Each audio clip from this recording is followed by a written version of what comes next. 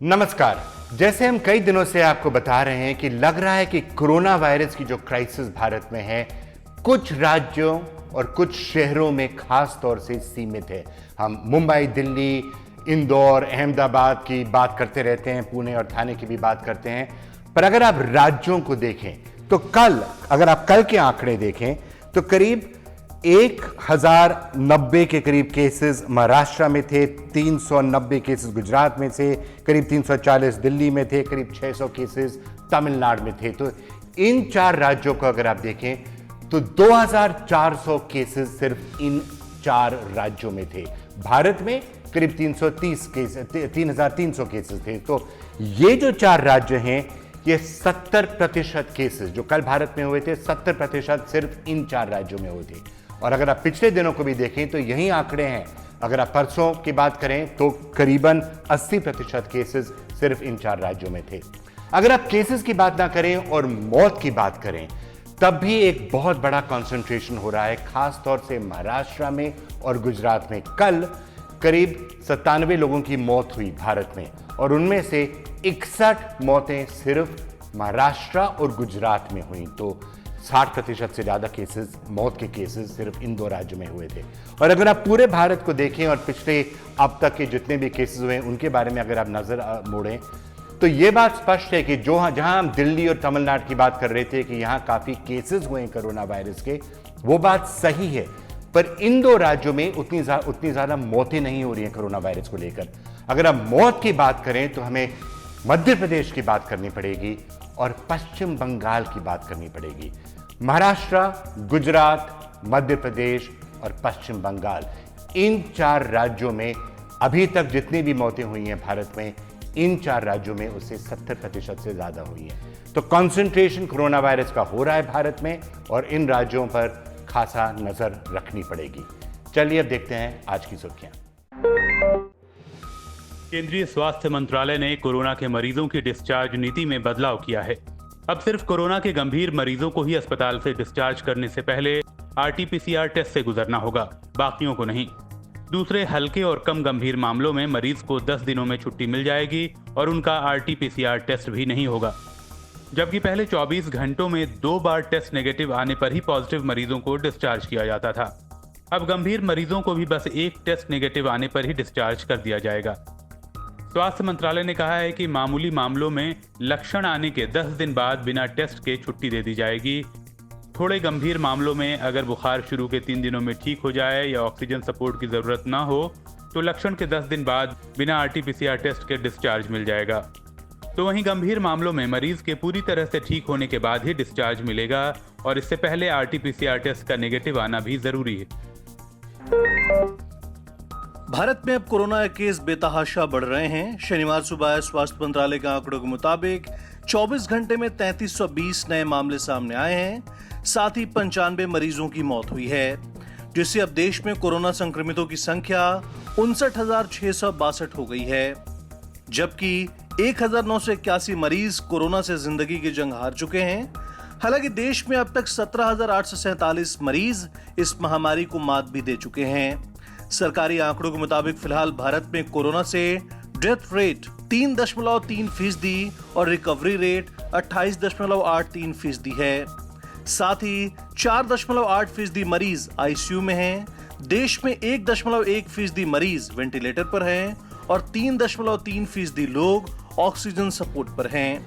सरकार की तरफ से जारी रिपोर्ट के अनुसार अब देश में टेस्टिंग की क्षमता 95,000 रोजाना की है।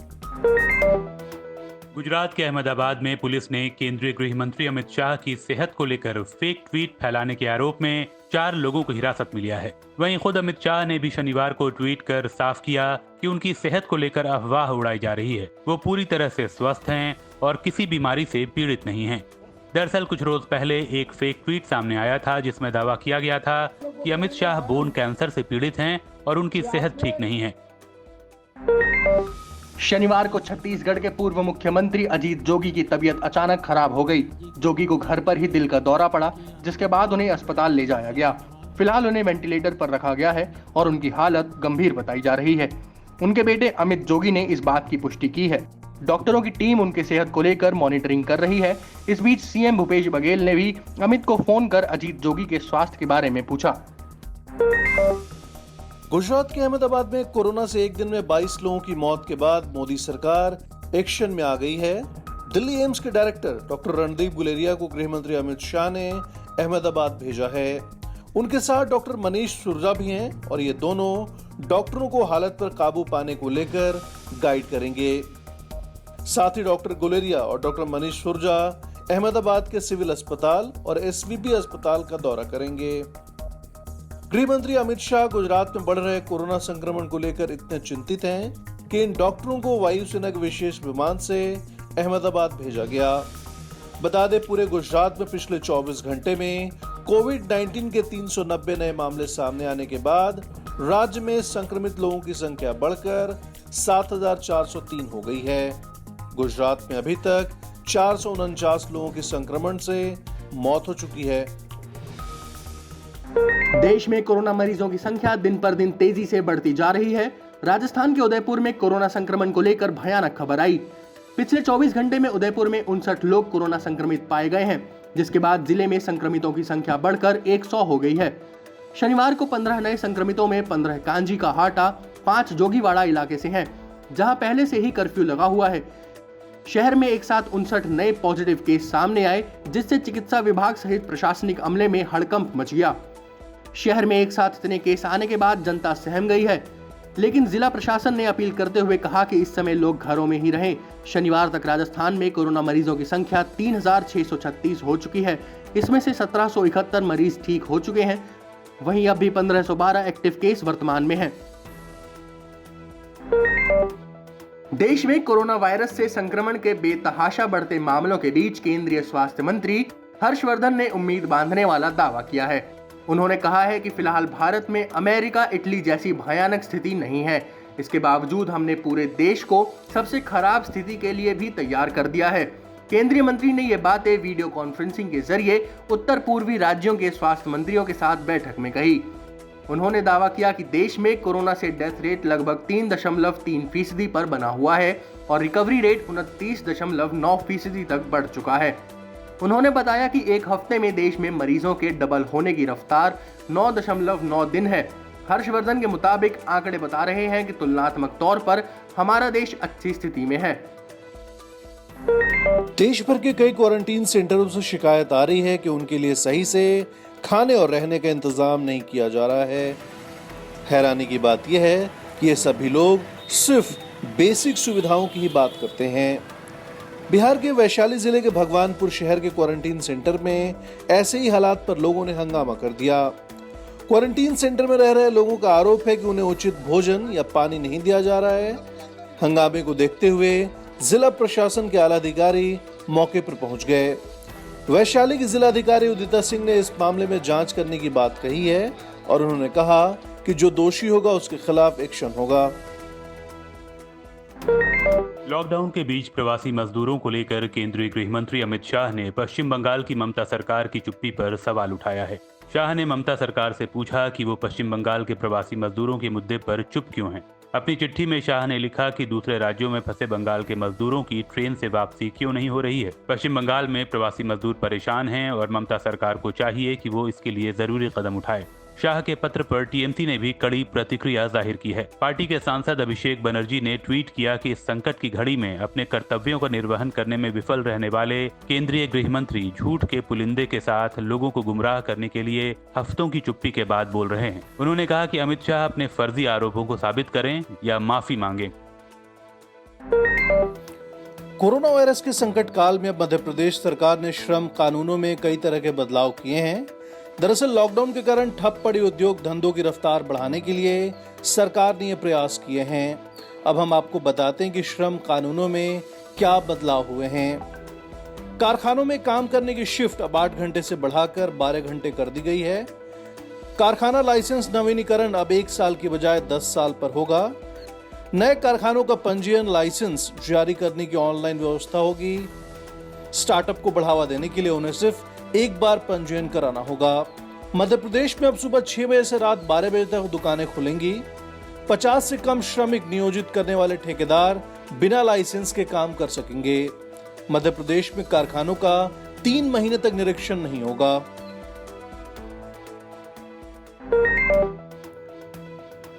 देश भर में जहां एक तरफ मजदूरों को उनके गृह राज्य सुरक्षित भेजने की मांग पर बहस तेज है, वहीं दूसरी तरफ बिहार से खबर आई है कि वहां शुक्रवार को जो 29 कोरोना संक्रमित मिले हैं, उनमें से 19 लोग प्रवासी मजदूर हैं जो दूसरे राज्यों से श्रमिक स्पेशल ट्रेनों से बिहार आए हैं। एनडीटीवी की रिपोर्ट बताती है कि इनमें से ज्यादातर समस्तीपुर जिला के हैं जो पश्चिम बंगाल से आए। बता दें कि शुक्रवार तक देश के अलग अलग राज्यों से 83,000 मजदूरों को 70 ट्रेनों से बिहार लाया गया है। बिहार में कोरोना वायरस के 579 मामले हैं, जिसमें से 267 लोगों के ठीक होने की पुष्टि की जा चुकी है।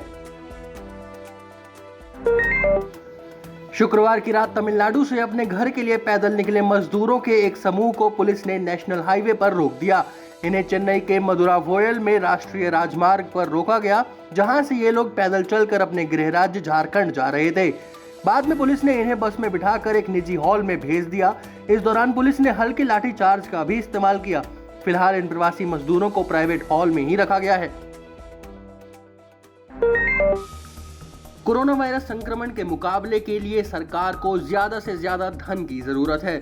इसी को देखते हुए केंद्र सरकार ने शुक्रवार को चालू वित्त वर्ष के लिए बाजार से कर्ज उठाने की सीमा 4.20 लाख करोड़ रुपए से बढ़ाकर 12 लाख करोड़ रुपए कर दी।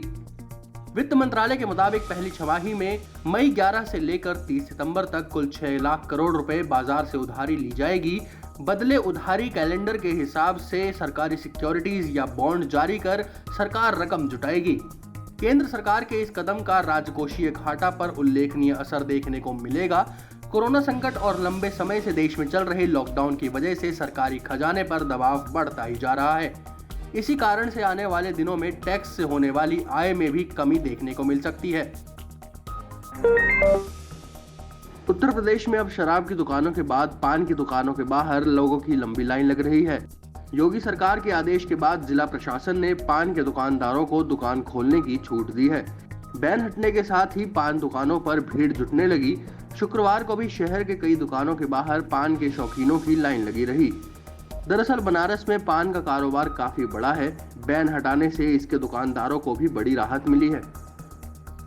मास्टर ब्लास्टर सचिन तेंदुलकर ने कोरोना से जंग में एक और कदम बढ़ाया है। इस बार उन्होंने 4000 गरीब परिवारों और उनके बच्चों को आर्थिक मदद देने का बीड़ा उठाया है।